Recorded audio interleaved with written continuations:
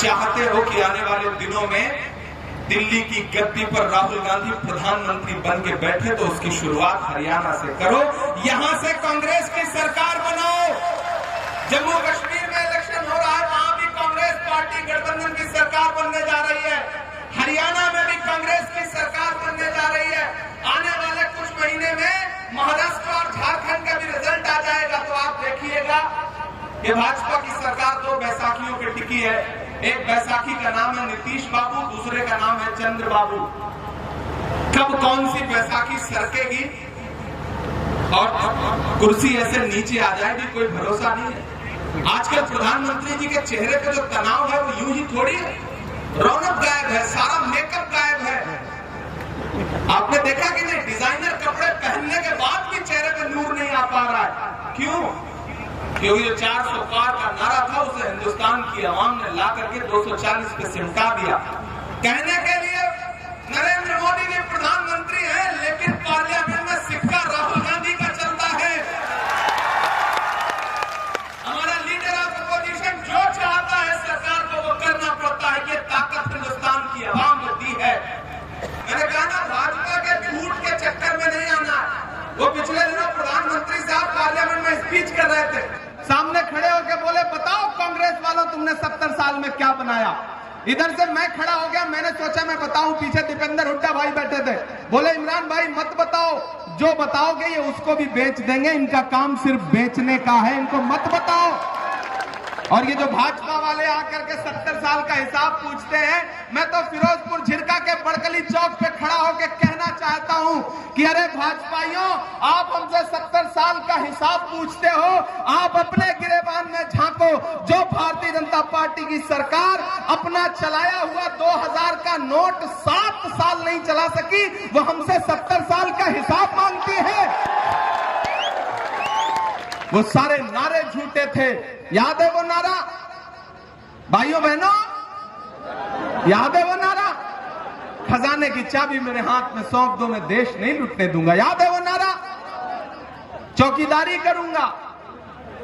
अब तो मैं पार्लियामेंट में भी खड़ा होकर उनसे सवाल पूछता हूं कि कहां सोया है चौकीदार, कहां सोया है चौकीदार। मुझे लगना चाहिए कि मैं उसी फिरोजपुर झिरका में, उसी बड़कली चौक पर खड़ा हूं जहां पिछली बार आया था। वही जोश, वही जज्बा है कि कहां सोया है चौकीदार, कहां सोया है चौकीदार। विजय माल्या नाक के नीचे से हो गया फरार, कहां सोया है चौकीदार, कहां सोया है चौकीदार। बहुत समझदार लोग हैं आप, नाम लेने की भी जरूरत नहीं पड़ती, चौकीदार बोल दो आप तुरंत समझ जाते हैं कि किसकी बात हो रही है।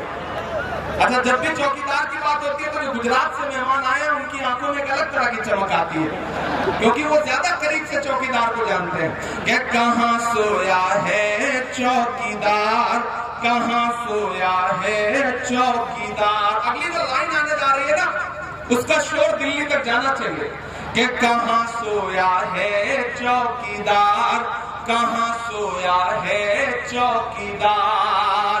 खट्टर ने कर डाला हरियाणा का पंटाधार। ये बिना सुने ही ताली बजाना, बिना मांगे वोट दे रही है। इतने मोहब्बत वाले लोग हैं ना कि इनके सामने अपील करने की भी जरूरत है। मैं फिर से सुना रहा हूं, पहले सुनिए फिर ताली बजाइए कि कहां सोया है चौकीदार, कहां सोया है चौकीदार। खट्टर ने कर डाला हरियाणा का पंटाधार, कहां सोया है चौकीदार, कहां सोया है चौकीदार। गैस सिलेंडर की कीमत भी 1000 के पार, कहां सोया है चौकीदार, कहां सोया है चौकीदार। ये चाय, ये सिर्फ चाय आ जा रही है, आपको स्वाद आ जा रहा है, ये कमाल है हरियाणा कि चाय बेचने वाला पूरा भारत बेच रहा है। सही कह रहा हूं कि नहीं कह रहा हूं? सही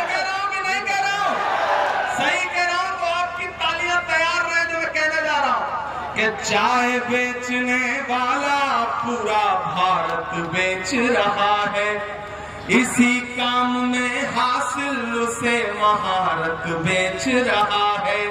कि रेल बिक गई, तेल बिक गया, बिका हवाई अड्डा। अगली लाइन पे बता दी, एडवांस पेमेंट चल रहा है, ये मोहब्बत है आपकी, सलाम करता हूं।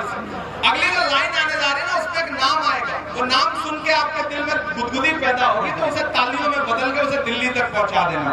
कि रेल बिक गई, तेल बिक गया, बिका हवाई अड्डा। तैयार है ना? कि रेल बिक गई, तेल बिक गया, बिका हवाई अड्डा।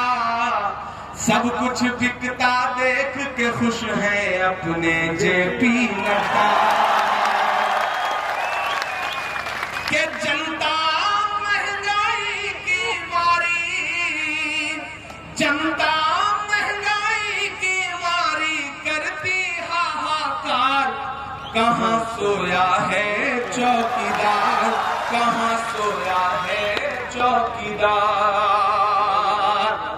फिरोजपुर झिरका वालों, ये इलेक्शन मोहम्मद खान से मोहब्बत दिखाने का इलेक्शन तो है ही, लेकिन ये इलेक्शन इस बात का भी इलेक्शन है कि अपनी आंखों में वो मंजर रखो कि जब भाजपा की सरकार 10 साल पहले आई थी तो उसने क्या क्या वायदे किए थे। लेकिन इसी सिंधु बॉर्डर पे, हरियाणा और दिल्ली के बॉर्डर पे बैठे हुए 700 किसान, उनके सरों पे भाजपाई पुलिस की बरसती हुई लाठियां आप सबकी जहन में है।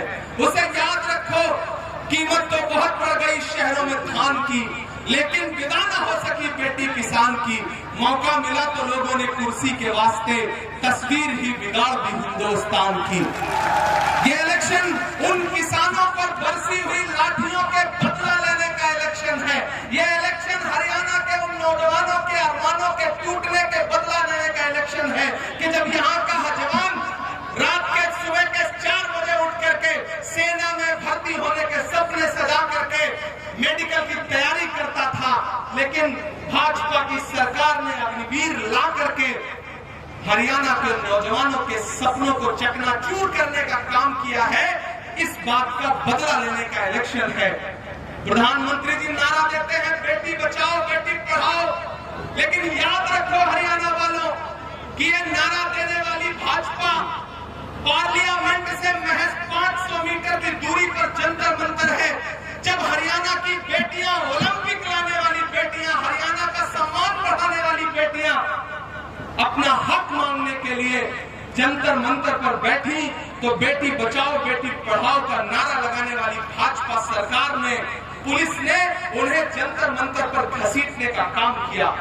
प्रधानमंत्री जी ने लाल किले की प्राचीर से नारा दिया, भाषण दिया कि हमें बेटियों के उत्थान के लिए, महिलाओं के उत्थान के लिए बात करनी है। और जिस दिन 15 अगस्त को वो लाल किले की प्राचीर से भाषण दे रहे थे, उसके महज 2.5 घंटे बाद उनके गृह राज्य गुजरात में बिल्किस के दोषी जेल से छोड़ करके माला पहना के सम्मानित किए जा रहे थे। ये है भाजपा के बेटी बचाओ बेटी पढ़ाओ नारे का सच।